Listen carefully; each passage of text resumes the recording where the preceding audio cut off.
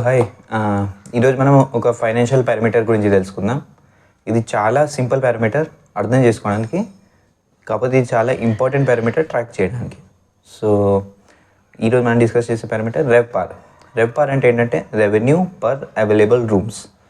ఇది నేమ్ తోటే మనకు అర్థమైపోతుంది. ఇది మన హోటల్ ఇండస్ట్రీ ట్రాక్ చేయడానికి యూజ్ అవుతుంది.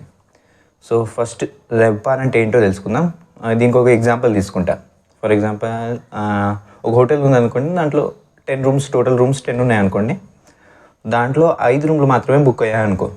ఇంకా యావరేజ్ రూమ్ రెంట్ వచ్చేసి, అంటే పర్ రూమ్ రెంట్ వచ్చేసి అరౌండ్ 50 రూపీస్ అనుకో. సో రెవ్పార్ క్యాలిక్యులేషన్ ఎలా ఉంటుందంటే నెంబర్ ఆఫ్ రూమ్స్ బుక్డ్, 5 రూమ్లు బుక్ అయ్యాయి. So 5 into per room rent ఏదైతే ఉందో, so 50, 5 into 50 by total number of rooms. అంటే ఎన్నైతే రూమ్స్ బుక్ అయ్యాయో అది కాదు, టోటల్ నెంబర్ ఆఫ్ రూమ్స్ తోటి డివైడ్ చేయాలి. సో 5 ఇంటూ 50 బై 10 అంటే 250 బై 10 25. ఇది రెవ్పార్ వాల్యూ ఆ హోటల్కి. సో ఇది ఇలా క్యాలిక్యులేట్ చేస్తాం.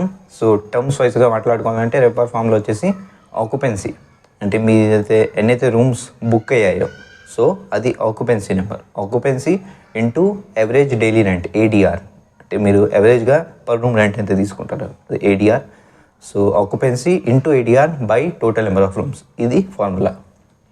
సో ఈ పారామీటర్ ఎందుకు ఇంత క్రూషియల్ అంటే, మనకి సేల్స్ గ్రోత్లో జనరల్గా 2 టైప్స్ ఆఫ్ గ్రోత్ ఉంటాయి. ఒకటి వాల్యూమ్ గ్రోత్, ఒకటి వాల్యూ గ్రోత్. కానీ ఈ రెవ్పార్ ఒక్క దాంట్లోనే మీది సేమ్ ఈ వాల్యూమ్ గ్రోత్, వాల్యూ గ్రోత్ రెండు కవర్ అవుతాయి. ఎలాగంటే ఆక్యుపెన్సీ అంటే ఏంటి, ఆక్యుపెన్సీ అంటే ఎంతమంది కన్జ్యూమర్స్ మీరు డ్రైవ్ చేయగలుగుతున్నారు మీ బిజినెస్లోకి. సో అంటే ఎన్ని రూమ్స్ బుక్ అవుతున్నాయి. So volume growth is nothing but నీ ఆక్యుపెన్సీ. సో ఇంకా ఏడిఆర్, యావరేజ్ డైలీ రెంట్, అంటే వాల్యూ గ్రోత్. అంటే నువ్వు ప్రైజింగ్ ప్రెషర్ లేకుండా నీ ప్రైస్ పెంచుతున్నా, నీ హోటల్ రూమ్ ప్రైస్ పెంచుతున్నా, నీకు అంత డిమాండ్ వస్తుంది, అంటే అంత డిమాండ్ ఉంది మార్కెట్లో, అంటే అది మీ ఏడిఆర్, మీ వాల్యూ గ్రోత్ ట్రాక్ చేస్తుంది. సో ఇది సో ఈ రెవ్పార్లో మనం వాల్యూమ్ గ్రోత్, వాల్యూ గ్రోత్ రెండు ట్రాక్ చేయగలుగుతాం. సో దానివల్ల అంత ఇంపార్టెంట్ ట్రాక్ చేయడానికి. ఇప్పుడు ఈ రెవ్పార్ వాల్యూ పెరగాలి అంటే మెయిన్గా ఇంక్రీజ్ అవ్వాల్సింది ఏంటి, ఫార్ములాతోటి అర్థమైపోతుంది. ఇదర్ ఆక్యుపెన్సీ అయినా పెరగాలి, లేకపోతే మీ యావరేజ్ డైలీ రెంట్ అయినా పెరగాలి, లేకపోతే రెండు కంబైన్డ్గా అయినా పెరగాలి. కాకపోతే నాకు కావాల్సింది రెండు కంబైన్డ్గా పెరగడం. అంటే నువ్వు ఇది నీ యావరేజ్ డైలీ రెంట్ ఏదైతే ఉందో అది తగ్గించుకుంటూ నువ్వు ఆక్యుపెన్సీ లెవెల్ పెంచుకుంటావు అంటే నాకు వద్దు. అది ఎందుకంటే సస్టైనబుల్ డిమాండ్ కాదు కదా. నువ్వు అది ప్రైస్ తగ్గించావు కాబట్టి నీకు అంత డిమాండ్, ప్రైస్ పెంచిన మరుక్షణం అక్కడ డిమాండ్ పోతుంది.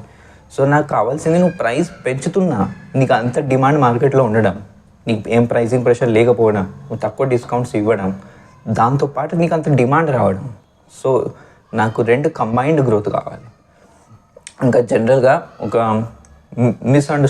మిస్కన్సెప్షన్ లాగా రీటైల్ ఇన్వెస్టర్స్కి ఏముంటుందంటే, వాళ్ళు జనరల్గా వాళ్ళు ఏం చూస్తారంటే absolute value of financial parameter చూస్తారు. ఆర్ఓఈ కానీ, సేల్స్ గ్రోత్ కానీ, ఈ రెవ్పార్ కానీ ఎంతైతే అబ్సల్యూట్ వాల్యూ ఉందో అదే చూస్తారు. అంటే 100 ఉంటే ఎక్కువ, 50 ఉంటే తక్కువ, 20 ఉంటే తక్కువ, ఇలా చూస్తారు. కానీ ఇలా చూడడం అందరికంటే పెద్ద తప్పు. మీరు చూడాల్సింది ఆ డైరెక్షన్. అంటే ఇప్పుడు ఆ రెవ్పార్ 50 ఉందంటే అది 75 నుంచి 50కి వచ్చిందా, లేకపోతే 25 నుంచి 50కి వచ్చిందా, ఆ డైరెక్షన్ చాలా ఇంపార్టెంట్. సో మీరు డైరెక్షన్ పైన ఫోకస్ చేయండి. ఇంకా ఇదే హోటల్ ఇండస్ట్రీ ట్రాక్ చేయండి.